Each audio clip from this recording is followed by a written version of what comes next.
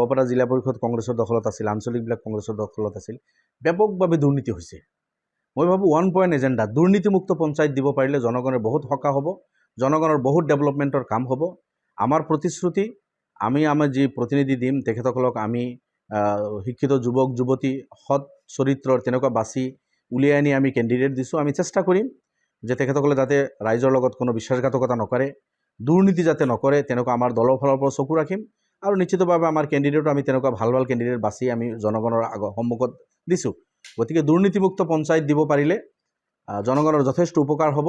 আৰু কংগ্ৰেছৰ এইখিনি সময়ত মানে য'ত বিজেপি আছিল বিজেপি দুৰ্নীতি কৰিছে, য'ত কংগ্ৰেছ আছিল কংগ্ৰেছে দুৰ্নীতি কৰিছে, ব্যাপকভাৱে দুৰ্নীতি হৈছে। দুৰ্নীতি এইটো ডাঙৰ এটা ইছ্যু।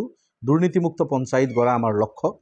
বাকী থাকিলে আপোনালোকে জানে আয়ৰ ঘৰৰ পৰা আৰম্ভ কৰি টয়লেট, লেট্ৰিন, টয়লেট এজন মানুহৰ ঘৰত হ'ব, তাৰ পৰাও মানে পইচা খাইছে।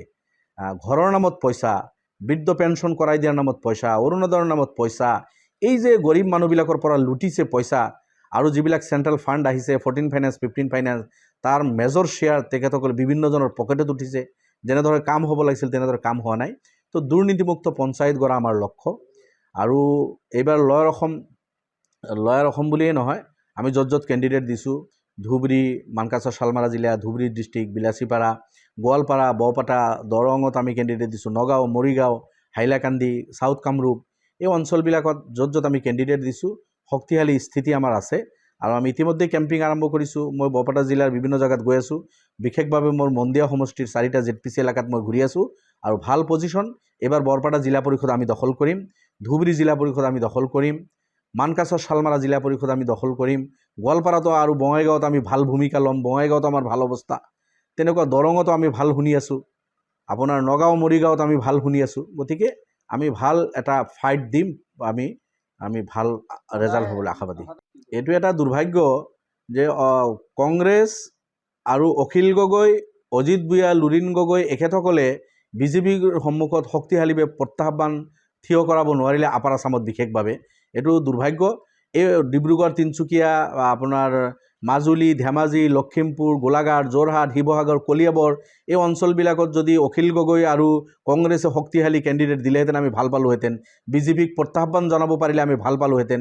দুৰ্ভাগ্য এইটো, 180ৰো অধিক আঞ্চলিক সদস্যাৰ পদ বিনা প্ৰতিদ্বন্দ্বিতা বিজেপি জিকি গ'ল।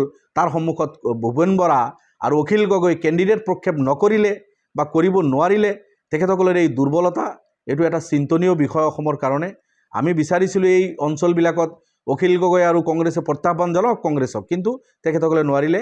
তাতকৈ অধিক চিন্তনীয় কথা হৈছে ভূপেন বৰাৰ নিজৰ হোম ডিষ্ট্ৰিক্ট, এটা সমষ্টিৰ 4খন জিলা পৰিষদ, 19খন আঞ্চলিক পঞ্চায়ত আৰু প্ৰায় 150ৰো অধিক ৱাৰ্ড মেম্বাৰ তেখেতসকলে গোটেই চেৰেণ্ডাৰ কৰিলে কোনোবা বিজেপিৰ নেতাৰ ভয় ভাবুকিৰ দোহাই দি।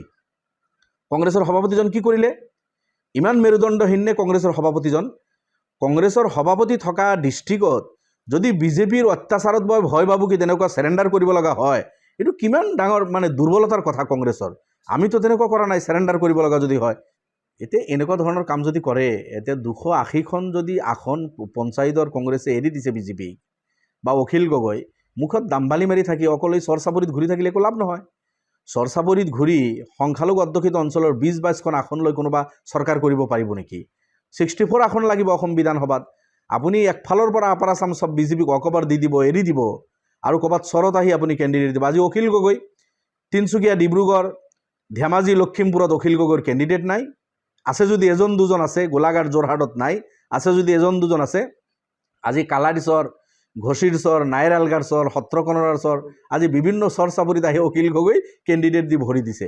এইবিলাক মানুহে বুজি নাপায় নেকি? মানুহে বুজি পায়, অখিল গগৈ ডাঙৰীয়া, আপোনাৰ এই চব চৰিত্ৰ মানুহে দেখা পাই আছে, বুজি পাই আছে। গতিকে য'ত আপোনালোকে কেণ্ডিডেট দিব লাগিছিল বিজেপিৰ বিৰুদ্ধে, তাত কেণ্ডিডেট নিদি আপোনালোকে যি কাণ্ড কৰিলে, এইটো কিন্তু অসমৰ জনগণক উত্তৰ দিব লাগিব ভূপেন বৰা আৰু অখিল গগৈয়ে। যিকোনো খবৰৰ বাবে যোগাযোগ কৰক 7099017330 লগতে 7099017110 নম্বৰত।